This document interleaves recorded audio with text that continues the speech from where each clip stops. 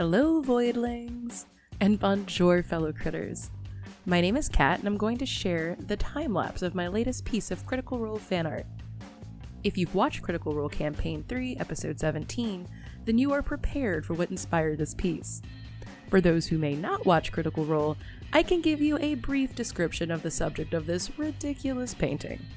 Spoiler alert for anyone interested in playing the catch-up game. I advise you skip about a minute ahead. In 3, 2, 1... Chetney is a gnome and a werewolf, set in the Dungeons & Dragons tabletop game ran by Matt Mercer on the Twitch channel Critical Role. He slept through a rendezvous with Fearne, a busty satyr, or fawn. He had much regret in napping through a booty call, and I suppose I would be the biggest of disappointment too if I were him. Anywho, I encourage you to sit back, relax, enjoy the time-lapse. I'll be popping up here and there with my own commentary, especially in the little areas that I want to nerd out about. Enjoy!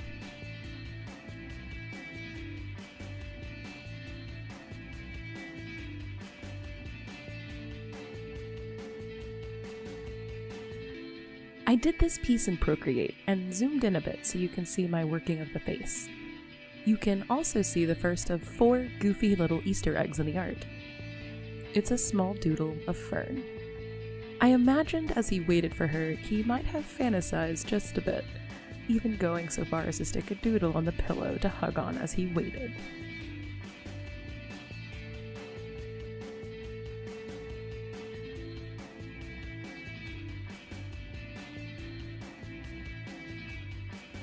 There is something amazingly fun in painting older, wrinkled faces.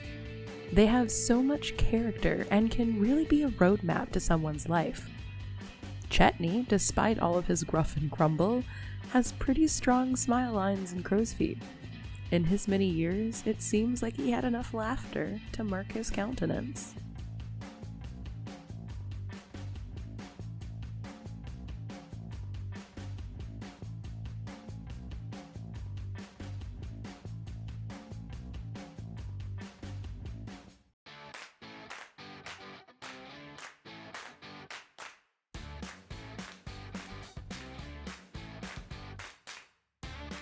Chetney does eventually get his whitey-tighties, don't worry.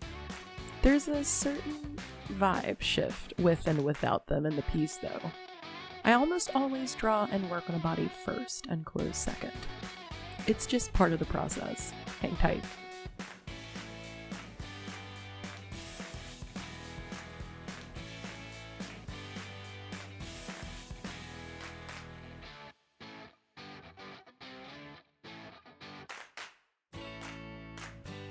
I gave Chetney those candy cane socks as a reference to a jolly old time in his possible past. If you haven't caught the Critical Role one-shot the night before Christmas, then I have a 4.5-hour suggestion for your free time.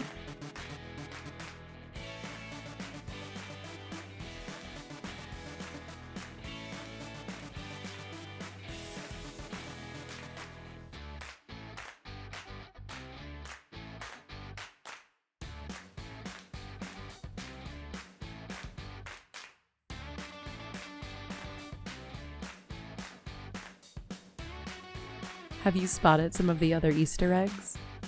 I'll point one out, which lays on the bed. Waiting for the hour and struggling to stay awake, our master toy maker and carpenter may have sat with a bit of pine, carving idly.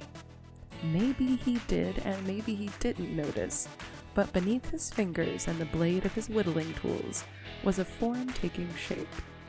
A form that suspiciously took on the shape of a particularly lovely lady, indicating precisely where his mind was.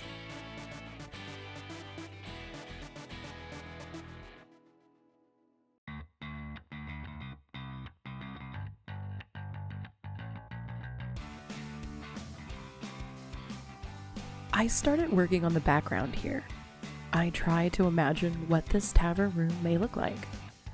It was probably simple in its decor, plain of wall and bedding. The light fixture in this piece seems to be the only crumb of upscale design, and even that is simple. Working on textures such as the wall and the sheets is a lot of me working through colors back and forth. I wanted it to have a subtle texture, resembling plaster.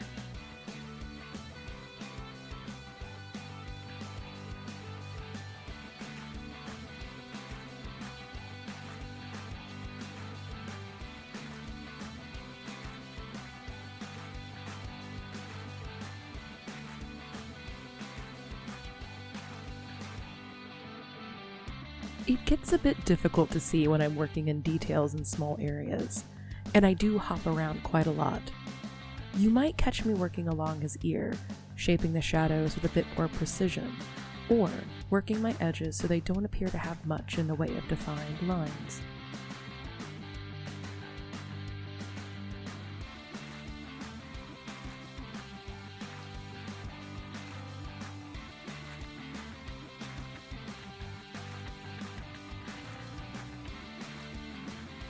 I'm really happy about how the bedsheets came out. I tried to keep them simple and with subtle shifts in shadow, while taking into account that they are also white and reflective. It meant that they dodged a little bit of the darker shadows on them.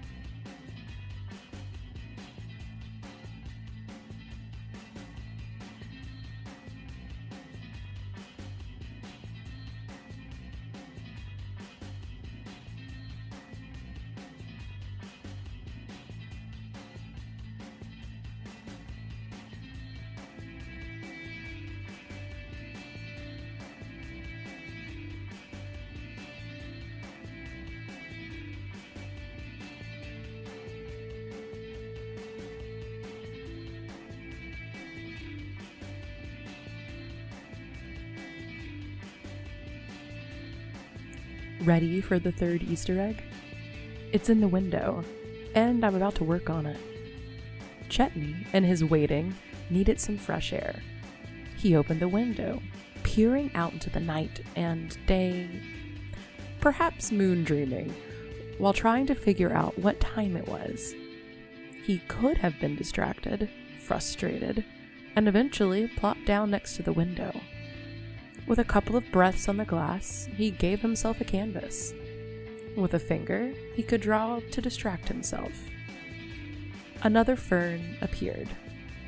It may have been around this point that he was struggling to stay awake, the cool night air making him retreat towards the pillows.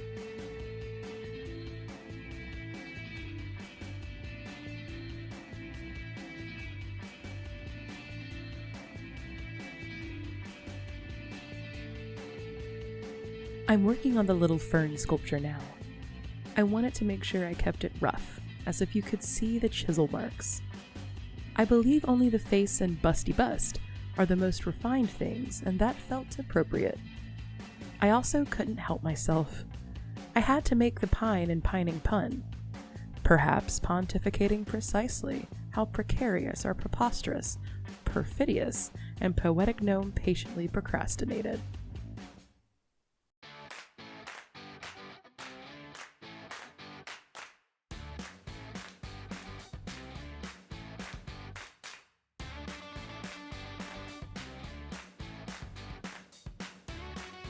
The last Easter egg, Chetney's chisel. It's tucked up under his pillow, just like a rogue or warrior might tuck their dagger or blade below their head to be ready at a moment's notice as he slept. I imagine Chetney strives for all flavors of edgy, strong, and the ladies' man, idolizing the rough and tumble sorts regardless if he truly is or isn't. I definitely think there are some skeletons in the Chetney closet we haven't been shown yet. While Chetney may be based off of a previous character of Travis's, I still believe the gnome's past will surprise us. I'm also putting some amount of humorous currency on those reveals being both a laugh and something a bit deeper.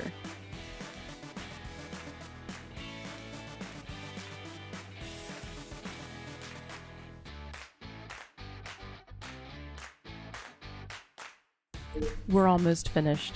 Home stretch of the process.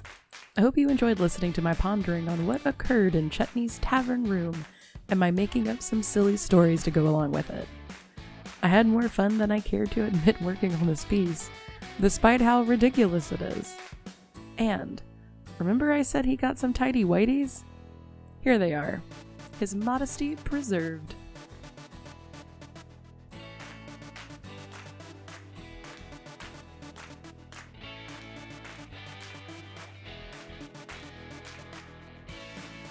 Well, that's it, dear voidlings and critter friends. Don't forget to like, subscribe, and ring the bell on the way out for more art. Until next time, see ya!